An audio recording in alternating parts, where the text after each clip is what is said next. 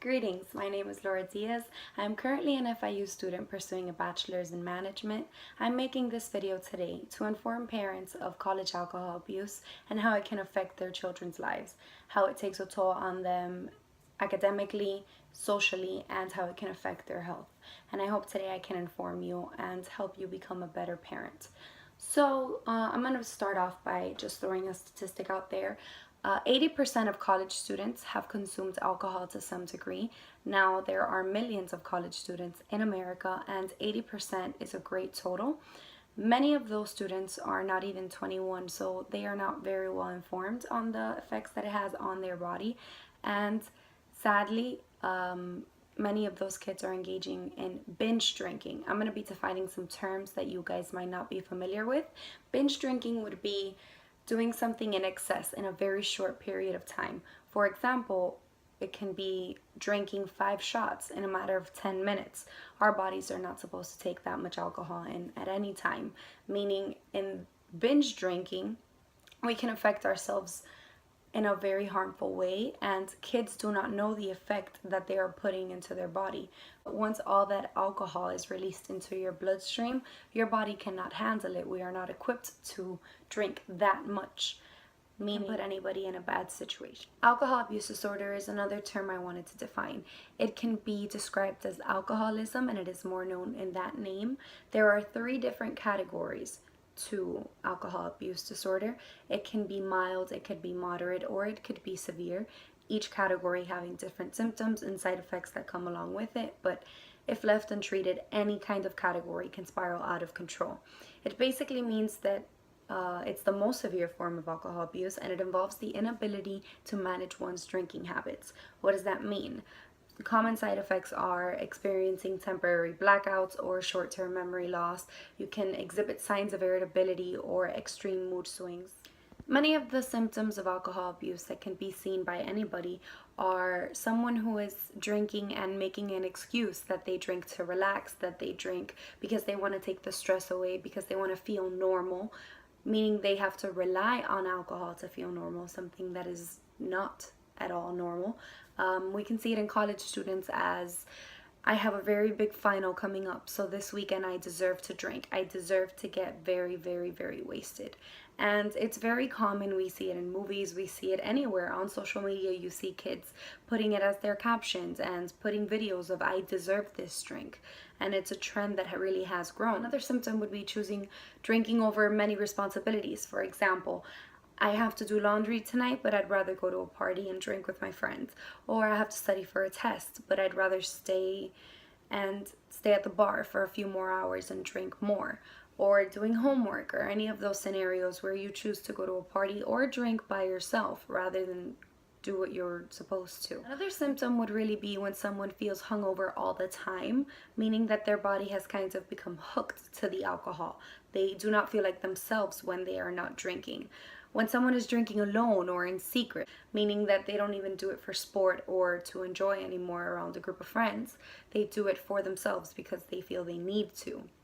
Another sign you would very easily be able to tell with your children would be if you see a very sudden change in their appearance or in the group of people they hang out with.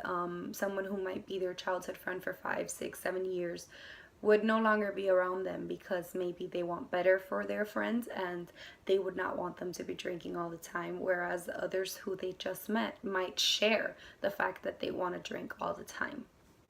More on college alcohol abuse can be found in the National Institute on Alcohol Abuse and Alcoholism. It's an article linked in my sources page, and it can give you much more information than I can provide in this video, so you can go over there and keep looking for many symptoms. The health consequences that I discussed would start off with short-term effects. Short-term effects might be slow reaction time to situations where people react more quickly, also described as poor reflexes. Things are falling around you, or you yourself can trip and fall and become clumsy because you don't see what's about to happen. It can reduce brain activity, meaning that you think slower. You are all things that are related.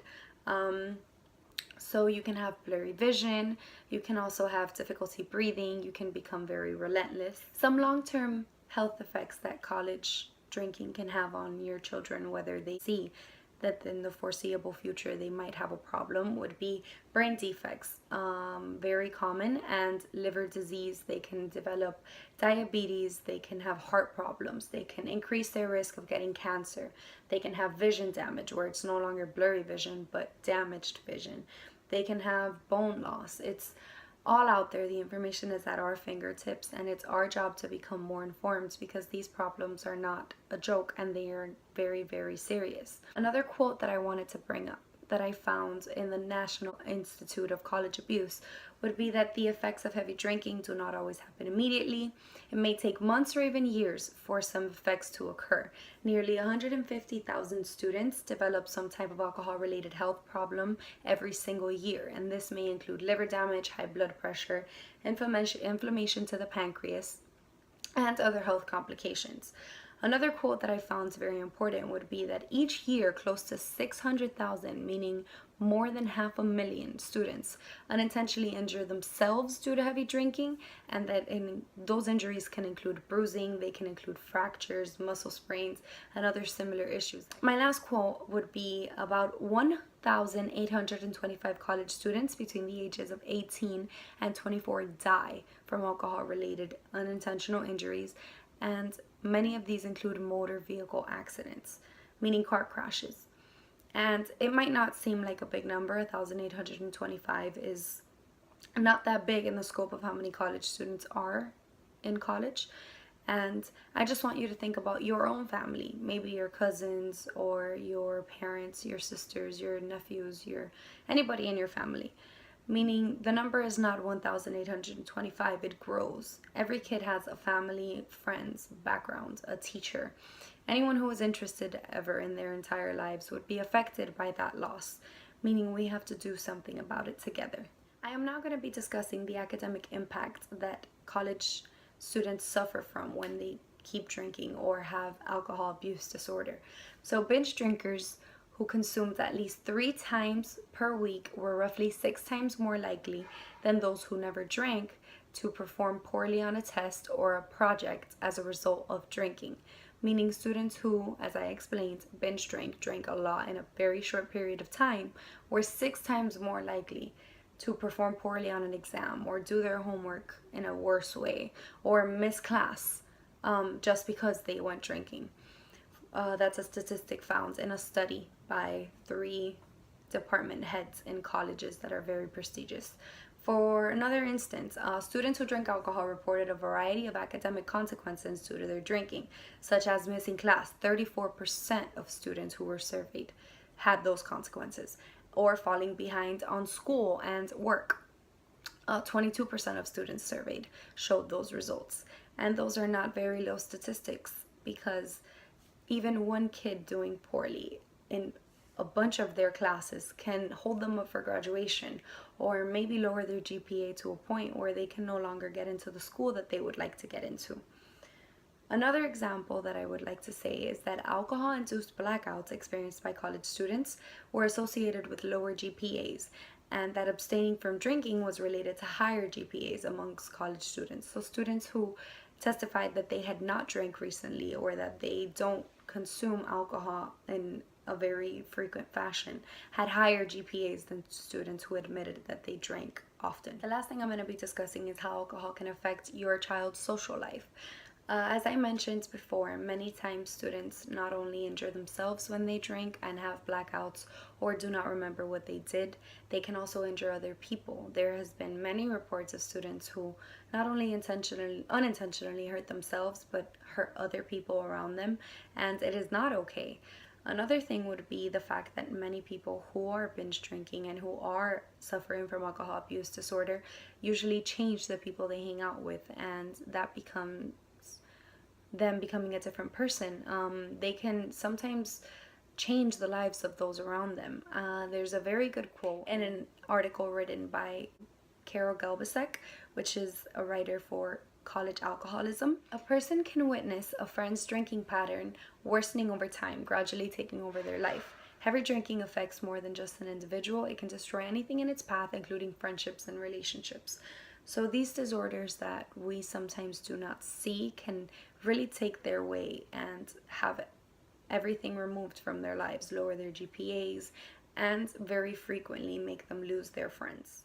An effort that parents can put toward fighting off these diseases and helping these addictions can be several screening tools that help with determining whether someone has alcoholism or has the disorder. This tool is known as CAGE. It's a questionnaire that measures the severity of a drinking problem.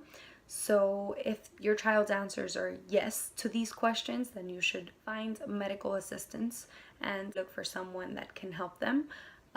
These 4 questions are below. I'm going to read them for you. Have you ever felt you should cut down on your drinking? Have people annoyed you by criticizing your drinking? Have you ever felt bad or guilty about your drinking? Have you ever had a drink first thing in the morning to steady your nerves or get over a hangover? These are all questions you should ask your child, and if any of them are yes, you should have them look for professional help. The last thing I'm going to discuss is some information on how to treat alcoholism. Treatment for alcoholism should happen under the supervision of medical professionals, because sometimes having it within the family or having someone who's a friend to help out might not be enough and might worsen the situation. Patients who attempt self-treatment may cause more harm than good. The detox phase can entail extremely uncomfortable situations, which are best treated in a rehab program. It can be very hard to let go of the habit. Another thing is that participating in a recovery program with the help of a rehab specialist will give you the greater chance of long-term sobriety. So helping yourself or having someone in your family help you might help you very short term, but to remain sober for a great amount of time, medical assistance would be your best bet. Another thing I wanted to say is that treatment specialists guide you through every single step of the way, and they will help you achieve short-term and long-term goals. And it is a very tedious process that someone with experience would really help a child with. And after rehab, that specialist would put the person in touch with alcohol abuse counselors and support groups like Alcohol Anonymous. Following these steps would most likely ensure your child's sobriety, and it would allow them to meet other people who have had the same problem as them and who have overcome all of these situations. I would like for you to take this information with you and remember, not only for yourself, but for your children and for anyone else in your life who might be in college, whether they are related to you or not. If you see these patterns on somebody, ask them if they need help. Ask someone around them if they can try to help them, if they wouldn't listen to you. Or take this information and make it known. If you're a teacher, tell those around you and spread it. Or maybe just to give advice, or find out if there's any Alcohol Anonymous groups in your area and see if there's any way that you can help any of those people suffering with these problems. But what I'm trying to say is I just want to say thank you, and I hope that this information helps you. I have many other sources in the link that's going to be next to these videos, and I hope that you read up on them and not just take my word for it, but follow up on the information I'm giving you. Thank you so much.